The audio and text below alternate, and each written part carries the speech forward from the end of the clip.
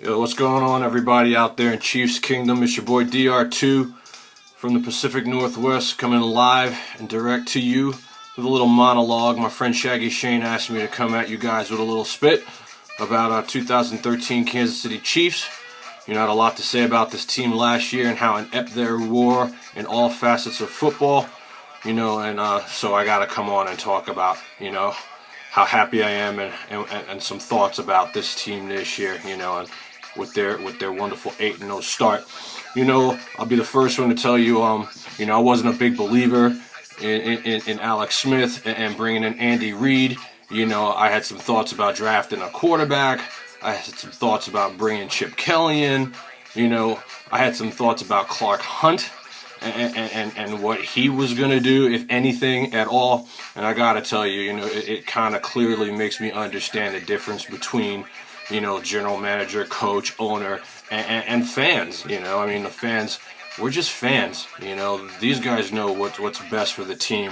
And that's clearly obvious because it's come to fruition right now with this great start, and so I'm all in, definitely a believer in Big Red.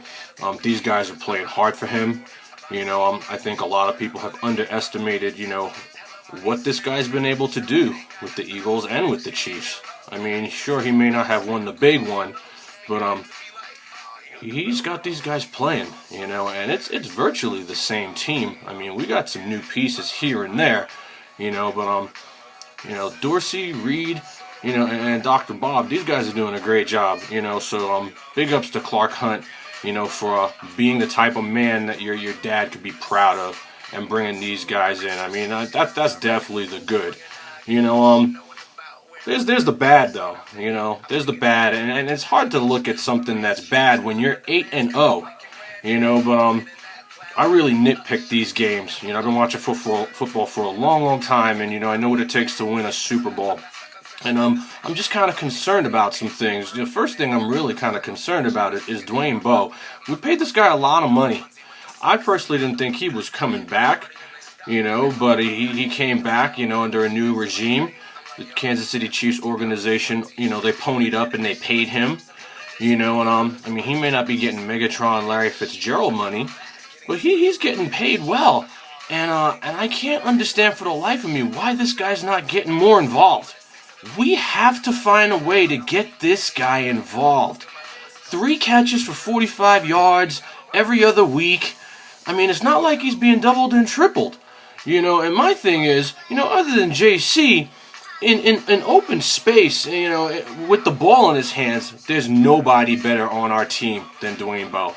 A couple years ago, this guy had 15 touches. Many of those touchdowns were broken tackles where he's beasting fools to get to the end zone. This guy is big. This guy is strong.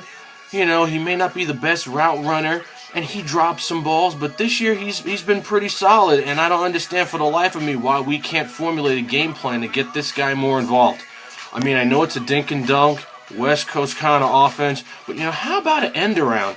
I remember back in the days, Derek Alexander used to run that play, and he's not even a shell of the player Dwayne Bowe is. Get this guy the ball. Let's let this guy earn his money.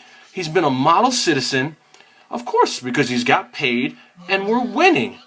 Let's get the ball in this guy's hands, And I also understand that, we're not gonna be, the type of ball club like the Saints are, like the Patriots are, where we're throwing the ball all over the place. That's just not who we are. Last year I was screaming for some of the Kansas City Chief way, and now we're getting it, and I'm happy with it for the most part. Believe me, there's not a lot to not be happy about when you're 8-0. You're the only undefeated team left in the league. However, I see some areas on offense where we can get better. Another one of them is, can we throw the ball 40 yards? Alex doesn't have a noodle of an arm. He can throw the ball. He may not be very accurate, but, in these games that are close, and we've had quite a few of these nail-biters, pass interference doesn't happen if you're dinking and dunking. And, why did we get Donnie Avery? Let's stretch the field a little bit more. You saw a little bit in the Tennessee game when we threw a couple 40-yard passes, that were completed. We have the potential to do this. Junior Hemingway, number 22, my man Dex. These guys can catch the ball long. Can we at least attempt it maybe once? You know, I mean, anytime we get a turnover, I believe we should be going for pay dirt. What have we got to lose? We weren't supposed to have the rock to begin with. Throw the ball down the field. You know, and this might sound like nitpicking, but it's really not, guys. I'm just trying to find ways where we can be better, because I'm telling you, we have played a pretty soft schedule. It kind of reminds me of the schedule that we played when we went to the playoffs and got beasted by the Ravens. You know, and it's after the bye week, it's going to only get harder. You know, we got Denver twice, sandwiched in the middle with San Diego. These are good teams. You know, we need to be better. You cannot rely on defense only to win games in this league. I mean, why do you think there's only been a couple of teams with very average or less than average quarterbacks to ever win a Super Bowl? I mean, the Trent Dilfers and the Brad Johnsons of the world, they only come around once every so often. Is that the type of team that we're building? You know, do we really want to manage our way and hope we get to a Super Bowl? Or do we want to have that attack mentality that we used to have where we're going out and we're fucking taking it? You know, I get tired of seeing this Kansas City Chief organization have a great defense and a lousy offense, or a great offense and a lousy defense. I think we're moving to where we're kind of getting to the point where, you know, we can trust each other on both sides of the ball, but there's a lot of work to be done on offense. There's no question about it. And again, this is just nitpicking, but the schedule gets harder. You know what I mean? The schedule gets much harder, and we're going to be asking these guys to do a lot more. I think the time to get it together is now. You know, these aren't really tune-up games. These are hard-fought games. But we need to get it together now. We're halfway through the season, and there is definitely rooms for improvement. There's no question about it. You know, and then there's the ugly. You know, today was a hard-fought win. You know, we've had a couple of these really hard-fought wins. But, you know, I'm really concerned about our offensive line. You know, Alex Smith is a game manager. Every now and then he'll surprise you and do some big things. But we have to protect this guy better. You know, it's just, I mean, I'm worried about Jeff Allen, you know, and I'm really worried about Eric Fisher. Now, mind you, the guy's a rookie. He's playing a different position. You know, he's got the deer in the headlights look a lot. I mean, it's a lot to ask a guy, but he was our #1 pick for a reason. We need more. You know, I mean, he's looking like Eric Winston used to look out there on roller skates, you know, and if we can't protect our quarterback, we can't win. I mean, we are winning these nail biters in our house. I mean, we have a lot of games on the road at the end of our season where we got to be able to protect our quarterback. You cannot win without giving this guy time to assess what's going on downfield. Every time he looked up, he was getting murked today. You know, 6 sacks? Come on, guys. We got to do better. It's an area of concern that cannot be overlooked. And am I, like, freaking out? No, I'm not freaking out. Not at all, but it's something that we need to look at. You know, there's no question about it. So there's been a lot of nice finds that I want to talk about. You know, the first one is DeVito. You know, I think this guy has come in and has absolutely helped Tyson Jackson and Dontari Poe. I mean, up front, these guys aren't really getting the credit that they deserve.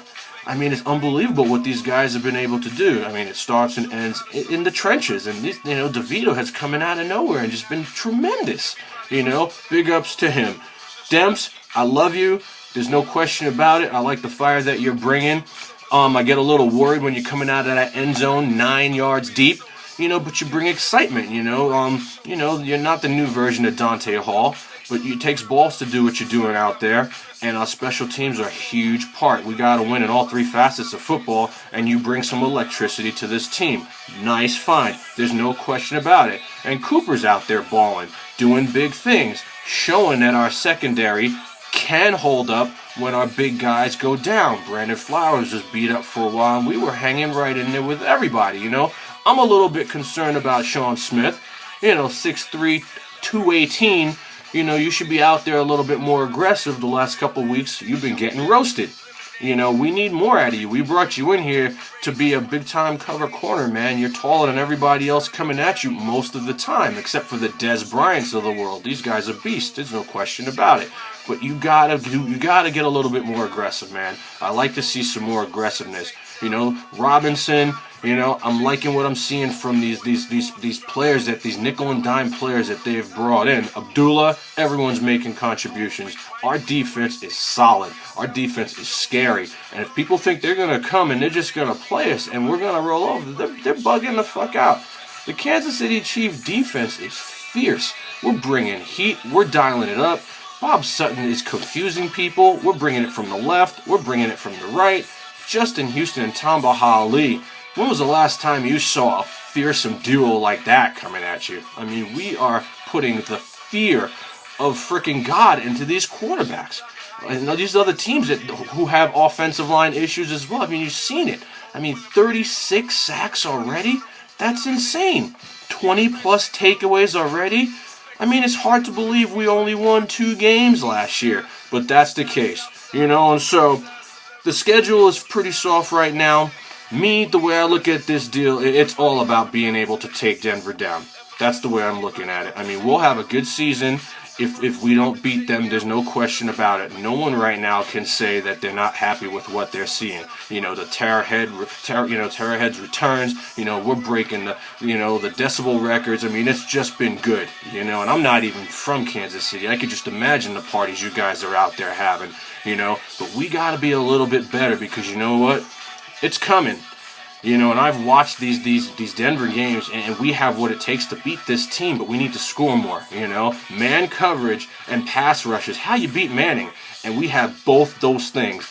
Bob Sutton is creating this defense to beat Denver. There's no question about it, and I think we can. We'll definitely take our game at home, and I wouldn't be surprised if we get that one there. No one is unbeatable on any given day. Andrew Luck showed you how to beat them, and I knew how to beat them before. You just got to rattle them. The way to take a team down is to take the head down, and that's the quarterback. So, I wanted to throw a little bit of things out there. I don't see getting to the Super Bowl as being out of the question. I really don't. And if we progress week after week, I think we'll be just fine, honestly, and I don't think I'm reaching. If Manning gets hurt, this thing is wide open. It's anyone's game. And we have a strong defense, one of the best in the NFL. So, just my thoughts. I know I had a lot to say about our team last year that wasn't good, but I'm hanging in there with this team. Chiefs all day, every day till I die. Loud and proud, because that's how we roll, man. And I like the theme that Andy Reid's brought to the team of family, man. Nothing will divide this team, and nothing will ever divide these fans again. So big up to you, Clark Hunt. Shout out to you, Shaggy Shane, for getting me back on here. So what's up to Michael Farris, Barry Perino, Connie Joe. All my peoples out there doing their thing, man. Red Tribe Cinema, Chiefs, loud and proud forever, man. X Factor, I mean, you guys all play a part. You make fans like me want to continue to cheer for this team no matter what. And so that's all I got today. Maybe I'll do another one. I don't know. Barry had me doing them for the podcast. He's not doing them anymore.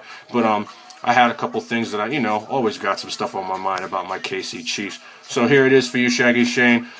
Share it, put it out there to all other Chiefs fans. Big up to all the lady Chiefs fans out there. Nothing more alive than a woman that likes football. And that's all I got. Chiefs now forever, loud and proud. I'll talk to y'all later. Peace.